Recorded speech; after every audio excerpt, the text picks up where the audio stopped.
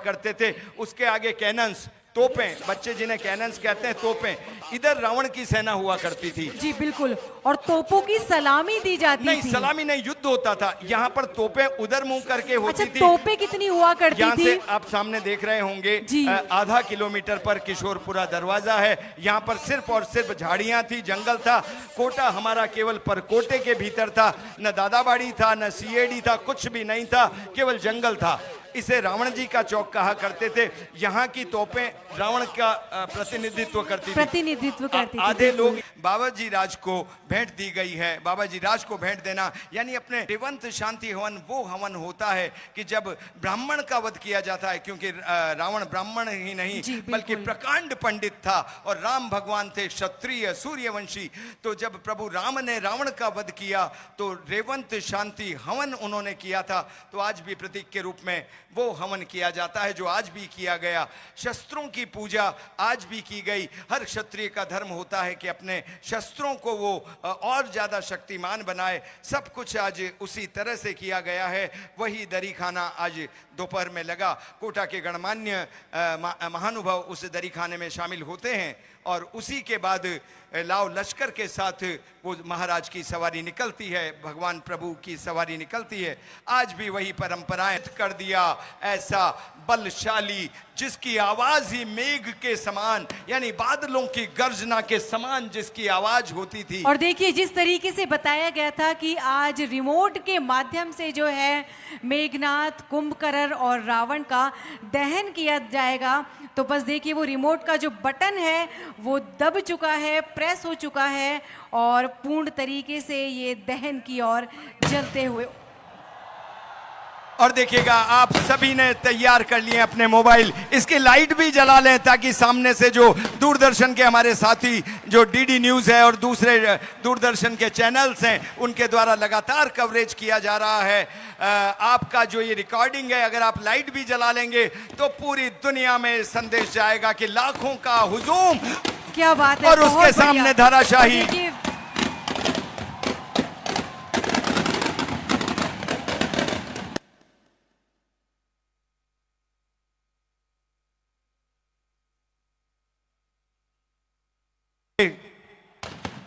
बलशाली मेघनाथ, बादलों की गर्जना करने वाला मेघनाथ क्षण भर में धराशाही हो गया। और देखिए अब बारी आ चुकी है कुंभकर्ण की, यानी कि इनके भी सर्वनाश का जो समय है वो नजदीक आ चुका है। बिल्कुल, कुंभकर्ण कोई ऐसा वैसा नहीं नीतू जी, बल्कि 100 हाथियों के बराबर बल था और उसकी मंशा थी। भगवान ब्रह्मा जी से कहा, मांगना चाहता था कि मैं 6 महीने तक जगूं और खूब खाऊं। वो तो अच्छा हुआ, देवताओं को बात समझ में आ गई और देवताओं ने प्रार्थना करी माता सरस्वती से मांगा कि आप इनकी जिह्वा पर विराजें। कहीं ऐसा ना हो कि कुंभकर्ण कह डाले कि 6 महीनों तक मुझे जगना है। माँ सरस्वती जिह्वा पर बैठी और मांग लिया उन्होंने कि माँ प्रभु ब्रह्मा जी से कि मैं 6 महीने तक सोता रहूं और एक दिन जग जाऊं। 100 हाथियों का बल रखने वाला किस तरह से अपने पापों के कारण, रावण का साथ देने के कारण बिल्कुल धराशायी हो गया। बिल्कुल सही बात कही कि हमने चाहे कितना भी पुण्य किया हो, कितने भी सही कार्य किया हो, लेकिन जो एक गलती होती है, एक गलत कार्य होता है, उसके कारण व्यक्ति का सर्वनाश हो जाता है। और देखिए आज सर्वनाश हुआ है मेघनाथ, कुंभकर्ण और बस कुछ ही पलों में रावण का दहन किया जाएगा।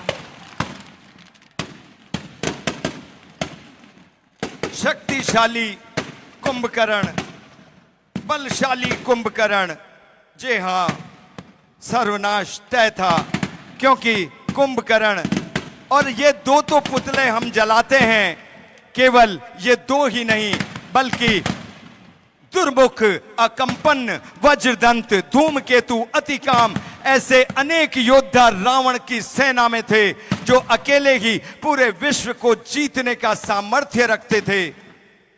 मायावी राक्षस, न जाने कितनी माया से अपने आप का रूप बदलने वाले राक्षस, लेकिन निश्चित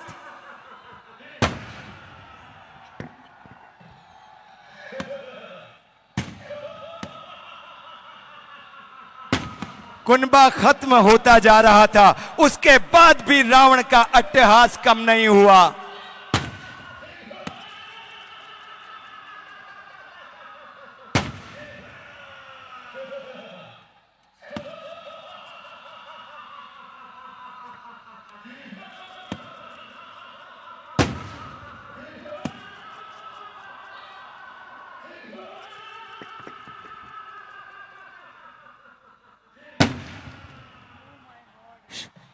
आरंभ हो गया।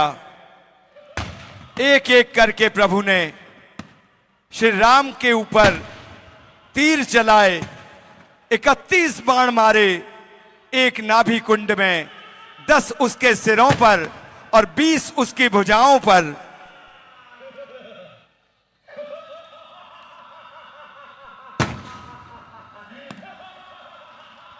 अहंकारी रावण, अत्याचारी रावण, आतताई रावण, अभिमानी रावण, अति उन्मादी रावण। और देखिए किस तरीके से आज रावण का दशानन का अंत होते हुए, और हम कह सकते हैं कि ये नकारात्मक ऊर्जा है, नकारात्मक ईर्ष्या है, जिसके कारण आज सत्य की विजय हुई और असत्य पराजित हुआ।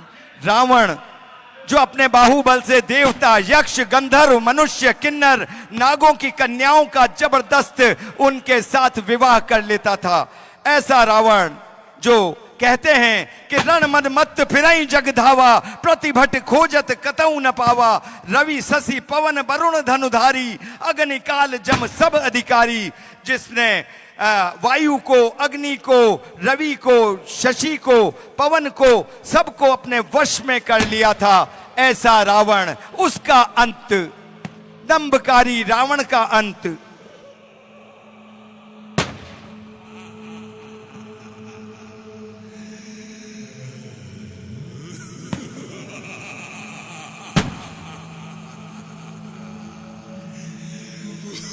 वैसे तो राम और रावण का युद्ध तकरीबन 20 दिनों से तक चला, लेकिन प्रत्यक्ष रूप से राम और रावण 4 दिनों तक आमने सामने रहे।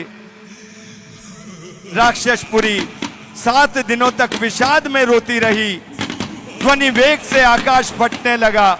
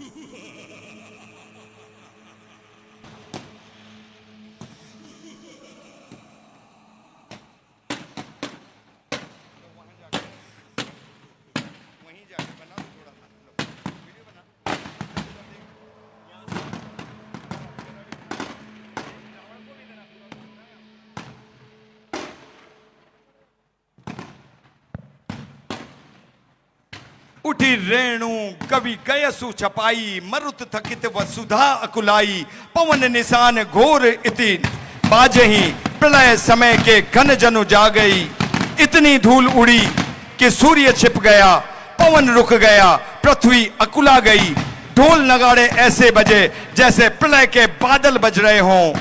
उधर रावण ललकार रहा था, इधर अंगद और हनुमान की सेना ललकार रही थी। पूरी लंकापुरी में जैसे मानो प्रलय हो गया हो।